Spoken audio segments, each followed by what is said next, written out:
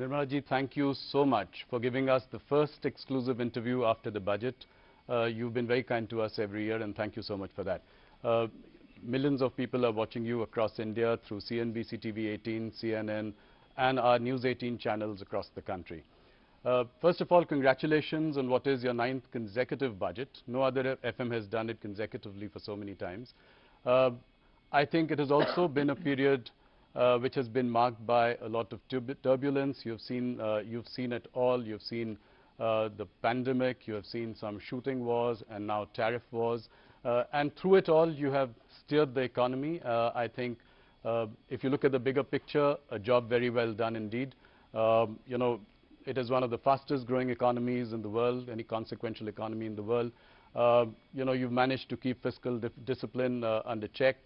You've also kept inflation well below 2%. So the big picture really looking good. I'll ask my first question, which I always do when I start. You know, if you look at the reactions of the budget, some people have called it a status quo-ish budget. People have called it a conservative, cautious budget. How do you react to this, you know, people saying no bold reforms this time? Of course, much is there in the fine print, and it is all coming out. The markets have, you know, come back today. So what was weighing on your mind when you were preparing this budget?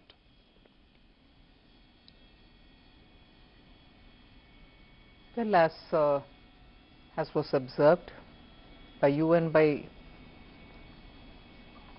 domain experts, not just in India, even outside, Indian economy's fundamentals are absolutely strong. It is the global uncertainties, which of course always every government has faced global uncertainties of different order, different level. But now the extent to which global uncertainties are bearing on countries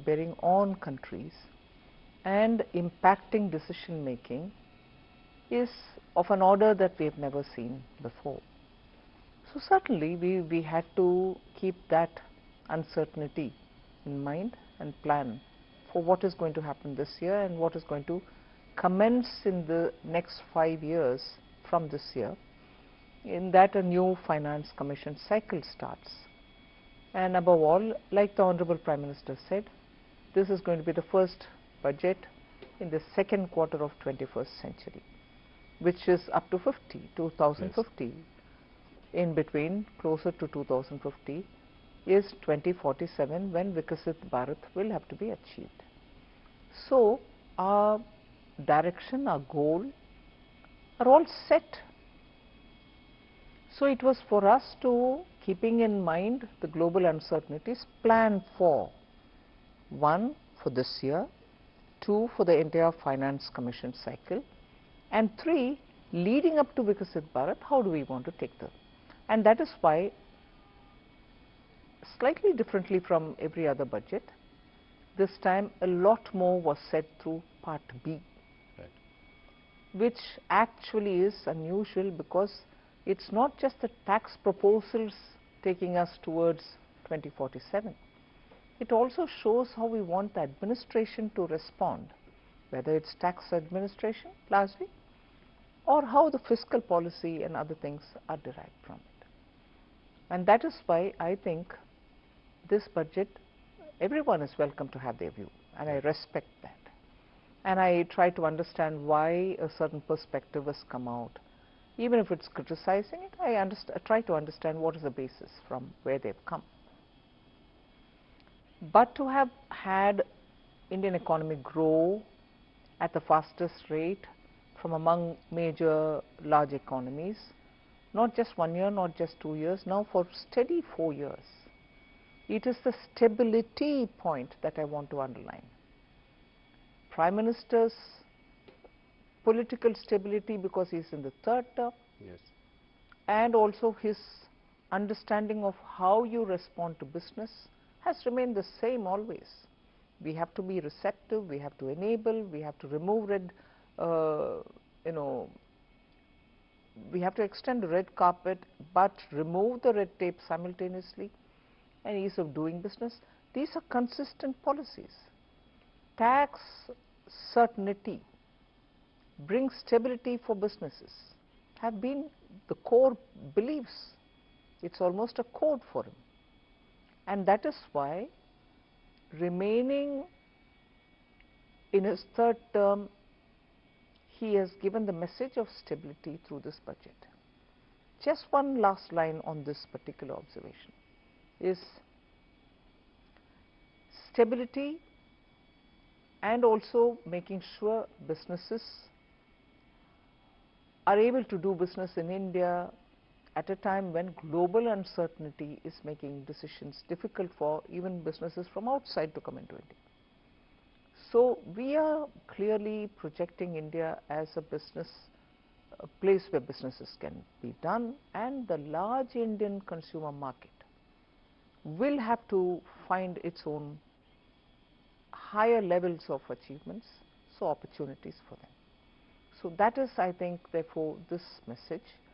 So vision, searching for vision, or saying this budget has no vision, is, I think, not understanding the perspective with which we are coming. And one last point here, budget and aside from budget, reforms continue. We have done several reforms, not through the budget, Yes. but yet outside of it through the year. Yes. That is why the expression Reform Express, it is continuing to move and move at a good pace. So not just the budget, please look at the performance. No, you have done that with GST rationalization, which was outside the budget, a bold reform there. I think there are reforms here as well. What would you consider as some of the signature highlights of this budget? The customs overall, some of which have been, several of them have been mentioned in this budget, but there are several which couldn't be mentioned for want of time, and also the fact that there are few more which will carry on further. So the complete overall of customs is a major signature, and of course as a reform that, but looking at the frontier areas, investing in them, promoting R&D. So you're projecting a nominal GDP growth of 10%. What is your outlook for inflation and your estimate for the real GDP in 26-27? I think we've indicated it very clearly in the budget. I'm very sure that inflation will remain within the tolerance band, and therefore inflation doesn't have to worry us much. And everything therefore looks at it from the point of view of, if there is a deflator which is going to remain low and stable, it will have an impact on your estimates. Yes. No, you know, if you look at the GDP growth in the last 2 quarters, 8% has been impressive. Do you think that we can sustain this like China did for many years, an 8% growth? Do you think India can do that in the longer term to be able to grow at the clip that we are hoping it to achieve? Yes, and that is why the stability of the government and also the policy of the government matter. Okay. And do you think, what is feasible for India considering that the nominal GDP has been on a decline since FY22? So where do you see the nominal GDP going in the next couple of years? I strongly believe once the fund flows come in, because all of the factors are strong, all of the factors have really been the strength of India. So your macroeconomic is, 2 days ago we had this news report saying foreign exchange reserves have touched and crossed 700 billion. Yes. So you have every indicator doing well. So what is that one thing which can make a difference? That one factor which can make a difference, and this is common knowledge, is if there is more funds flowing into India, that itself will give us a big relief. And for that, those who went out also went out booking profits. Right. So India will have to draw a lot more funds for investments in India. We'll come to fund flows in a little while. An interesting thing that I noticed, World of Statistics says that China contributes 26% of GDP growth in the world, global GDP growth. India contributes 17%. Right? So overall put together we are 43%. US has done a mere 9.9%. Elon Musk had an observation here. He said that the balance of power is shifting. Would you agree with that? And how soon can we close the gap with China? It is the truth that China and India together contribute so much. That's a fact. For India to aspire to bridge the gap, yes, we have to work very hard. And there are sectors which will have to be given greater stimulus.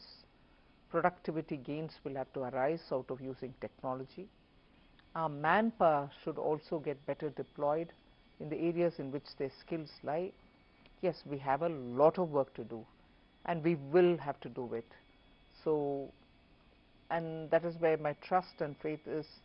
When the government is stable and when forward-looking policies are encouraged, we can still achieve it. Stability has been your big message this time. Tax holiday for data centers has been a bold reform this time.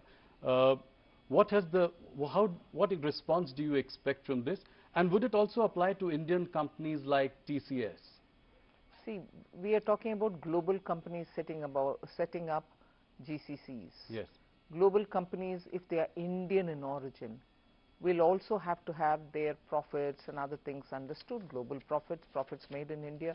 And most of these global companies who are setting up business in India are already also paying tax. It's not as if they are not being covered by taxation for the earnings that they get from India.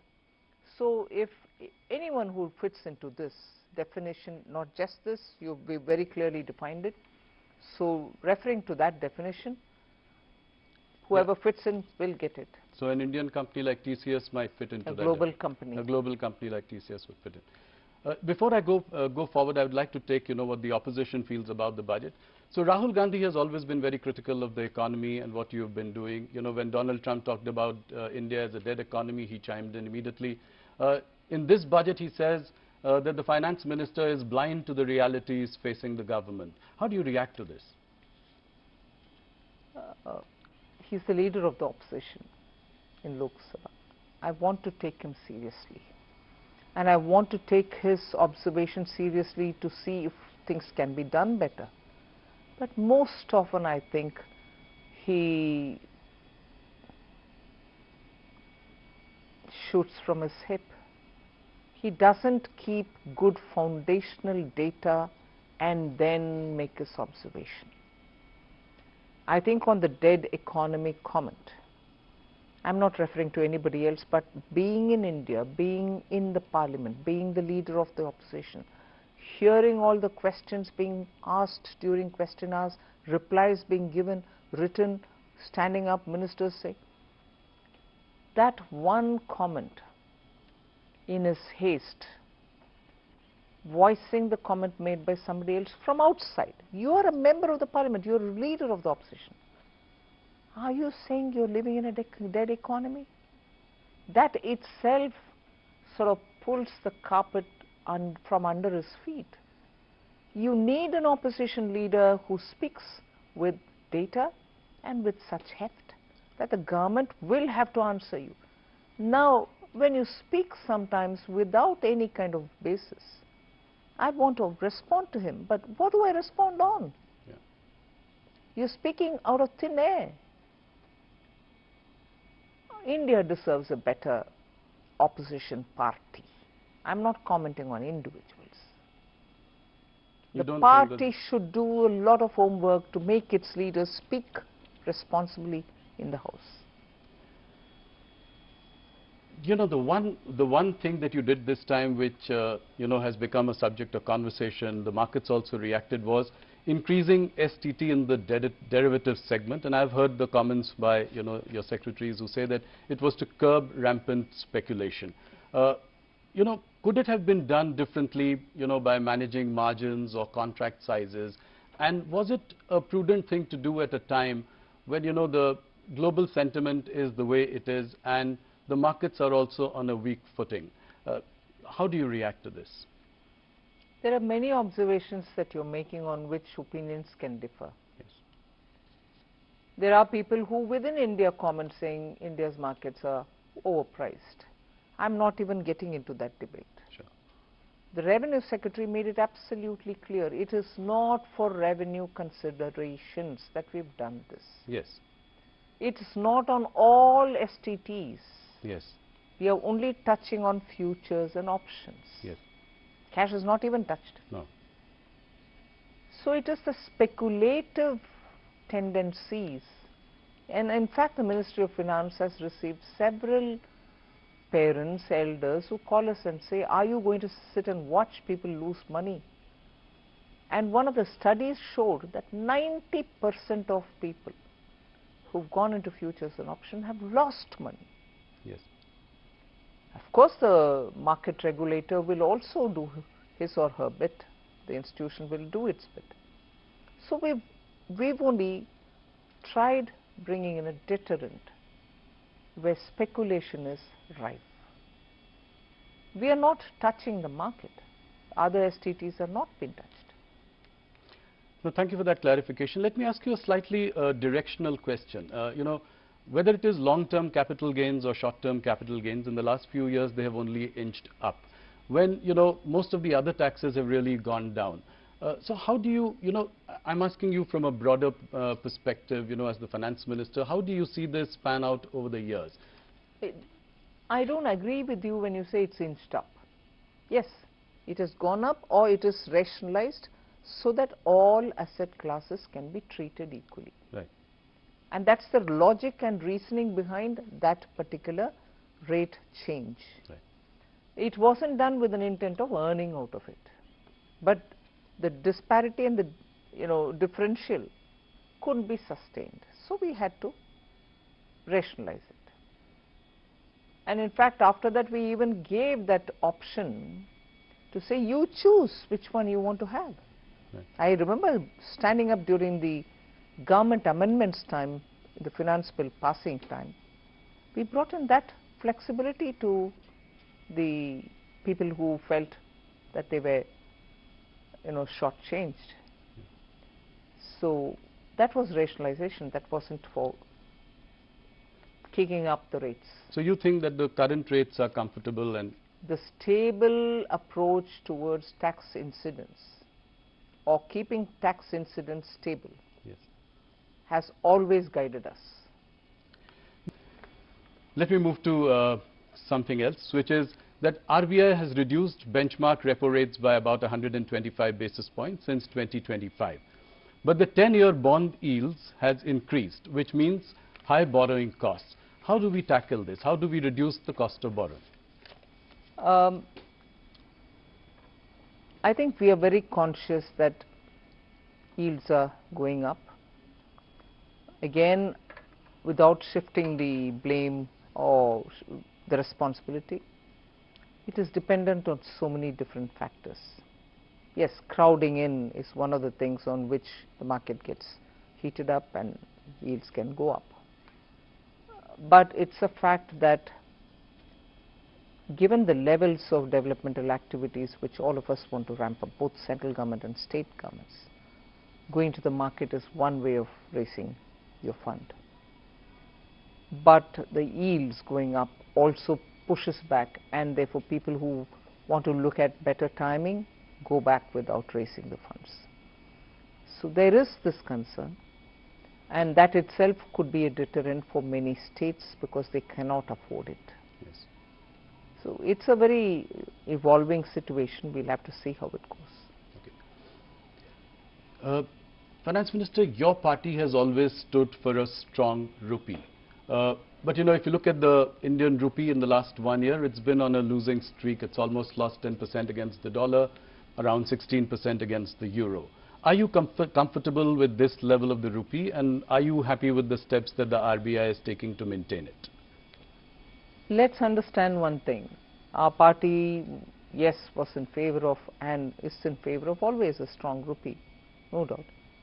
But it's also got to be predicated in the context of how the economy is.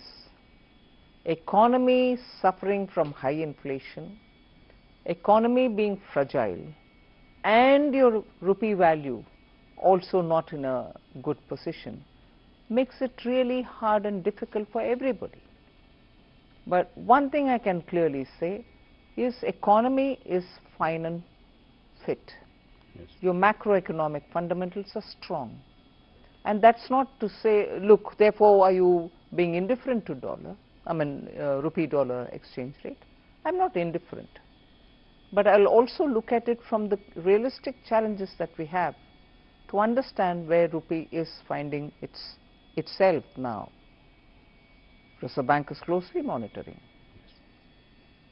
So you are saying that you are comfortable with this situation at the moment? I'm leaving given it the there. situation. I don't think I will say I'm comfortable, not comfortable. I'll leave it there. Okay. India's holding of US Treasury bonds have declined about 25% compared to the peak of 2023. At the same time, Reserve Bank of India has increased its holdings on gold. Do you see this trend continuing? I think many central banks, not just Reserve Bank of India, are pitching to buy more gold, and India seems to be following the trend. Okay. Gold is up by about 80%, silver by 250%. How do you see this in the last 1 year, this phenomenon? The uncertainties in the world are making people to fall back on, let's say, time-proven asset, which is gold. And that's bound to be because it is beyond anyone's fair assessment to see where things will move, and therefore the demand for gold. That brings me to the next point, which was also discussed a lot this budget. Capital gains on sovereign gold bonds purchased in the secondary market. Market participants feel this is some kind of a retrospective tax. Do you agree with that? What was the logic behind this? No.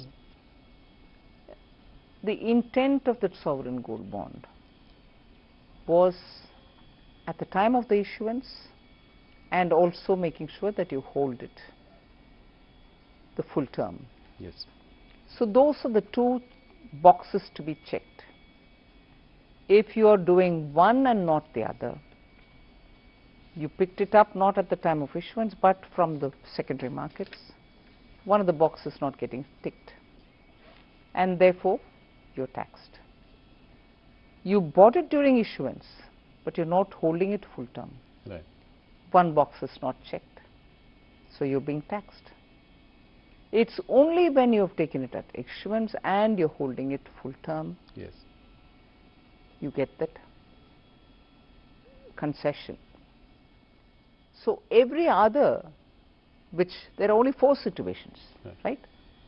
So the other 3 situations where both the boxes are not getting checked is where you understand.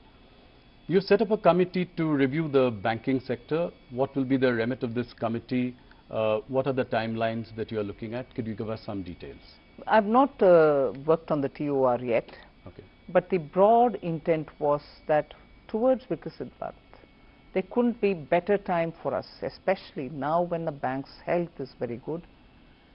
We would want from that strength to understand where we can go and how do we go, which is the path that we take to go there. So that is where we want that committee to work.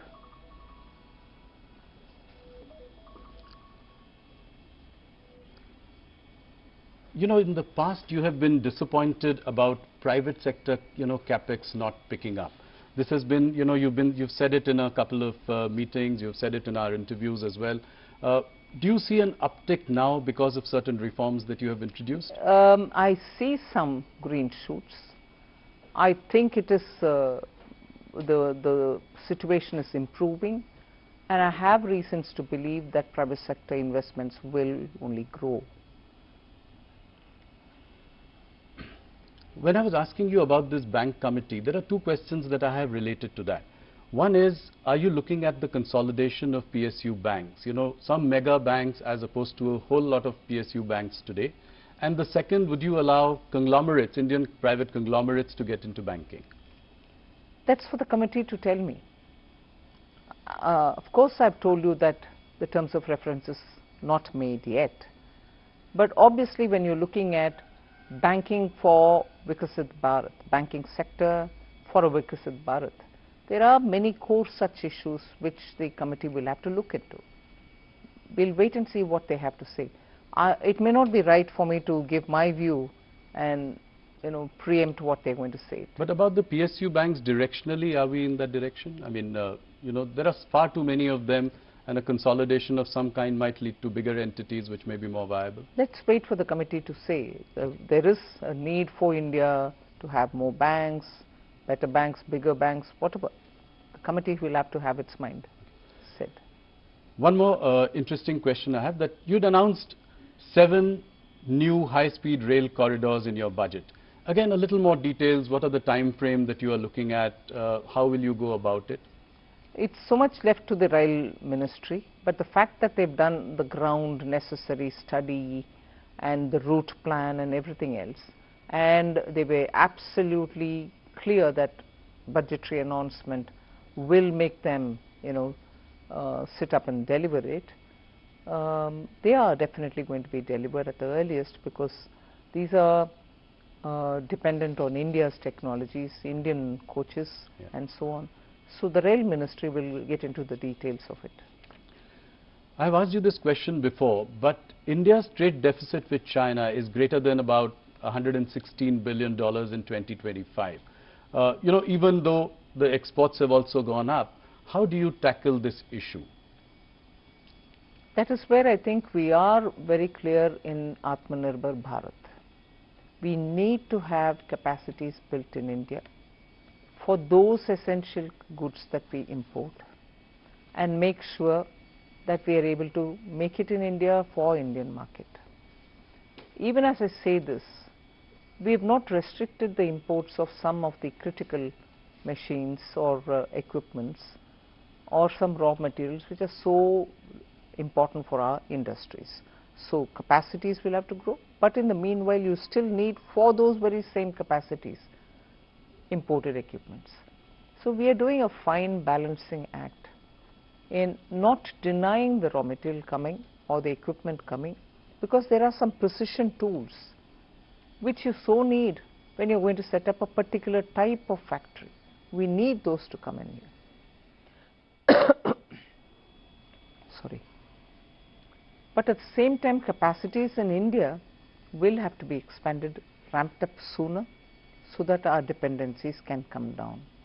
But this story is one side of the coin. Right. The other side of the coin is market access in China.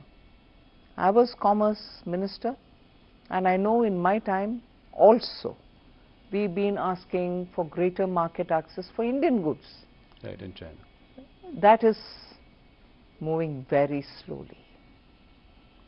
So now that the relationship with China is improving, would you consider relaxing restrictions on investments by China through Press Note 3? That would really take the relationship to the next level. Well, some discussions were happening. I'm not sure where it is reached as yet. Once we arrive at something, I'll be able to expand on it. Sure. Nirmala ji, there are many tax litigations going on in the country. You've done a lot for ease of doing business. Tax uncertainties are there. Only in IT, rupees 25 lakh crore disputed amounts are pending. You'd come out with Vivad Se Vishwas. I don't know how successful that was. How do we solve this problem as well? I think even in this budget I have given both for direct and indirect taxes, ways in which we can settle such disputes.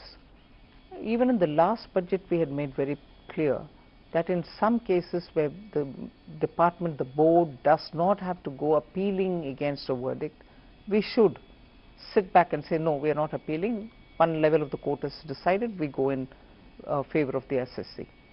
So the approach should have to be more to settle and not pursue further. Yes.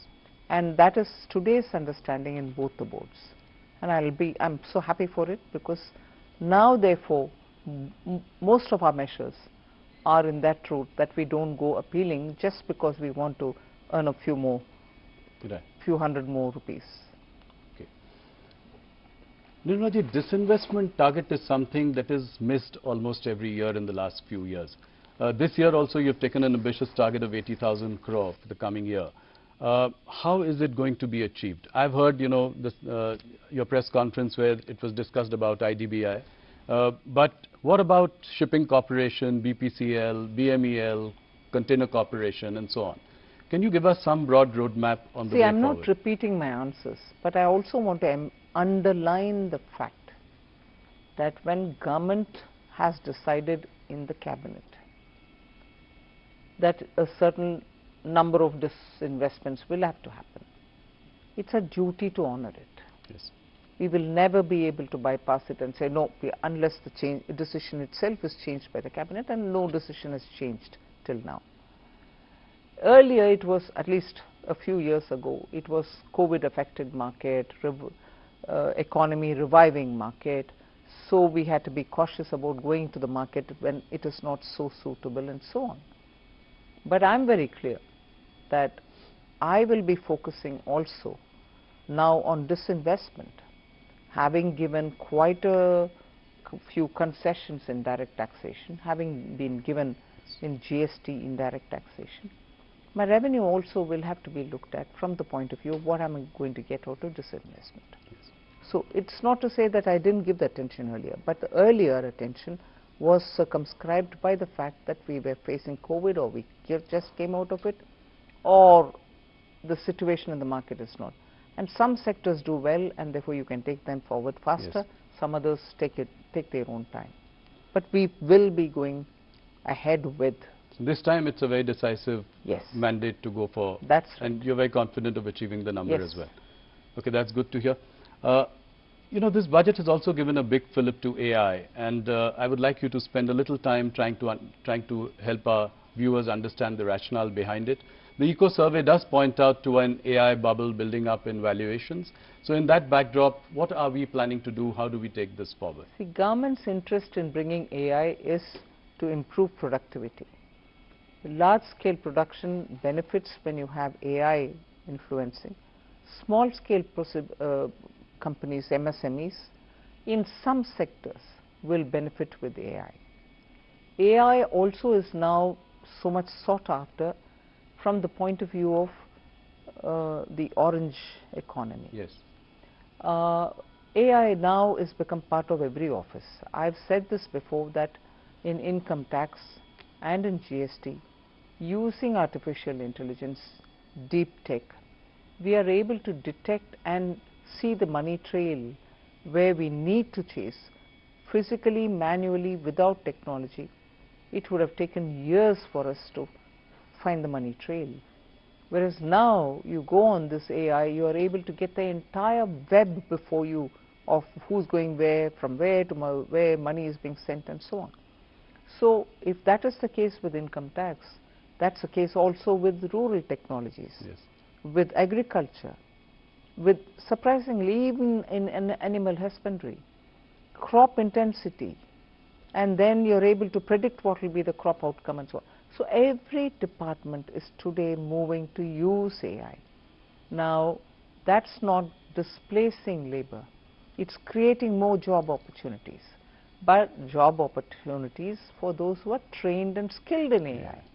And that is why in this budget you see that we are listing out ways in which we are going to bring in technology into schools, into colleges, so that they will be able to come out and be an entrepreneur or set up a business to say, you want some AI solutions, I can give you. Sure. We are doing that as a pilot now in 3 states at the ITI district level. In the age-old ITIs, Yes. where students went and learned some technology, they don't become engineers, but they do get a diploma. Used to be the world earlier. Yeah. Yes. Now we are upgrading all these district level ITIs with the central government's money and making sure that master trainers are sent to all the districts, students are brought in, they can have the AI training and therefore be ready for the market. Just as the last budget and the budget before, we had set up institutions of excellence for AI in agriculture, AI in health, AI in cities building. Let me move to some political questions. And before anything else, this time people said there were not much mention of poll-bound states in your budget. In fact, you know, the governments in Kerala and in Tamil Nadu have reacted and said there's nothing in it for us. M.K. Stalin has said that, you know, Tamil Nadu has been snubbed by you. How do you react to this? It's sad commentary, you know. It's a sad commentary. Super fast trains, or the trains that we've announced, not bullet, but the high-speed Yes. trains are going to Chennai. They're getting connected to Hyderabad. They're getting connected to Bengaluru. In fact, I was reading somewhere that once this comes in, the travel time between Chennai to Bangalore will be 1 hour and 30 minutes or something like that. Yeah. Is that not happening for Tamil Nadu? I had gone a couple of years ago when that Oki cyclone happened to Tamil Nadu, particularly to the districts which are adjacent to the coast. Every coconut tree had fallen flat. We couldn't even get enough saplings for those farmers that time, because everywhere they were looking at saplings from Karnataka and so on. Now Kerala and Tamil Nadu, both of them are election-bound states. Yes. Coconut trees there, every farmer is going to get benefited because they can replace old trees which are not giving yield with fresh saplings. Coconut promotion doesn't benefit pole-bound Tamil Nadu, doesn't benefit pole-bound Kerala. The rare earth corridors, Yes. both Kerala and Tamil Nadu get it. Pole-bound states. Yes. In fact, if I can say, defense corridor is in Tamil Nadu. Now they get the second corridor, which is rare earth corridor. Are they suggesting that these are not activities which are going to benefit Tamil Nadu? I've taken the name and said, snubbing Tamil Nadu? I can't believe this. Look at the allocation for Vikasit Bharat Gram Ramji Act, Yes. G Ramji Act. 95,000 crore is being given for it. The replacement for Manrega. Yes, I know. Yeah. But equally, I'm not denying all the dues which are in the old scheme, the overhangs. 30,000 crore for that. Put together, it's 1,20,000. Is that against Tamil Nadu? Third question. Fourth, look at the way in which, not just coconut, we are looking at sandalwood. The moment there was a time in Tamil Nadu, school children would immediately recall the name of Veerappan, this sandalwood smuggler. Yeah, absolutely. Today the government is not talking about, you know, lawlessness or anything. It's saying, I want to promote sandalwood growing. Farmers who are cultivating sandalwood, I know of some farmers in Andhra Pradesh, South Andhra Pradesh, who are growing sandalwood, but because it is not given permission, the farmer is not given the permission to cut and sell it, he is encumbered with it. Won't it benefit the farmers there? Of course. So there are ever so many, and semiconductor, Yes. electronics 2.0, 40,000 crores. Where are these industries? They are not in Tamil Nadu. Semiconductor industry, when you stand next to the company and take a photo saying, oh, Tamil Nadu has received this investment, isn't the policy of the government of India helping you to get it? Why mislead people? Be proud that you're getting it. I think Stalin has definitely touched a raw nerve here. But the second question, you know, M.K. Stalin is framing this entire battle in Tamil Nadu as a Aryan-Dravidian battle. How do you see this? It's not new. Yeah. No, how do you see this, and what do you think are the narratives that are being set for this It's election? a completely separatist mindset which rules the ruling party of Tamil Nadu. They've lived with it. They continue doing it. It is a tendency to make Tamil Nadu appear very different from rest of India and give a picture of, we don't care what you do, we are a separate state. You know, that mindset is what they want to feed continuously, Yes. which worries me. People of Tamil Nadu are not like that. the current leadership of Tamil Nadu wants to play on this wedge driving. And that is why for every such comment that they get, there are people who respond, and these people would build on it. It's a sad state. I'm not sure I want to credit anybody, but Tamil Nadu has not seen it this bad as it is seeing it under current dispensation. But why has BJP not really done well in Tamil Nadu? You have a vote share of about... It will take time. And how confident are you to... A national party like Congress, yes, which lost power 60 years ago in Tamil Nadu, is playing fiddle to the current government, and it is always standing up only with the crutches of a party with whose alliance they try to win some MLAs and few MPs. They are not able to come back to power. Whereas Tamil Nadu was never under BJP, we are now trying to serve the people and enter to win some seats, and also now we hope we'll be able to, the alliance will be able to form a government there.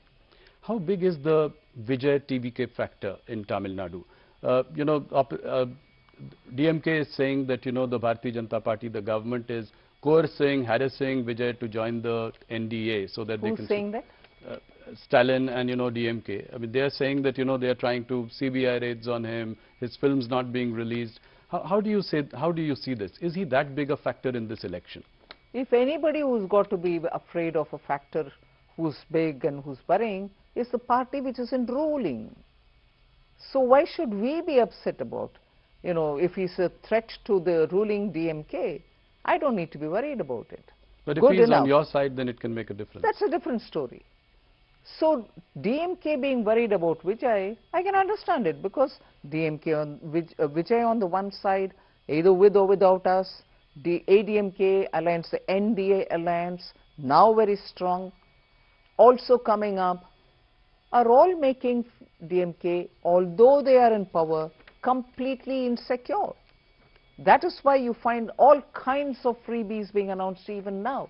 If you've been in power 5 years and you've governed well, whereas I would allege that they didn't govern well because lawlessness, drugs, like never before in Tamil Nadu. But if you had governed well, and that's what you claim, why would you want to throw all these freebies now? But is the BJP worried that, Vijay could come together with Congress? They are both making overtures with, to each other. So is that a worry that, that could be a formidable combination in Tamil Nadu? Where's Congress in Tamil Nadu? Despite the crutches that they're holding, the DMK crutches that they're holding, where's Congress? And today it's a divided house. Congress in Tamil Nadu is a divided house. Let them make up their mind where they want to be. One group wants to go with TVK. Yes. And the other group wants to remain with DMK. They've embarrassed themselves by wanting to be there, reap benefits there, but yet wanting to go to a new alliance. But haven't they messed themselves up? But do you think Vijay is the X factor this election, and is he consequential this time? Only the election can prove it. Okay. Thank you so much for taking so much time and answering all our questions. It was indeed a pleasure talking to you. Thank you, and look forward to the next interaction. Thank you very much.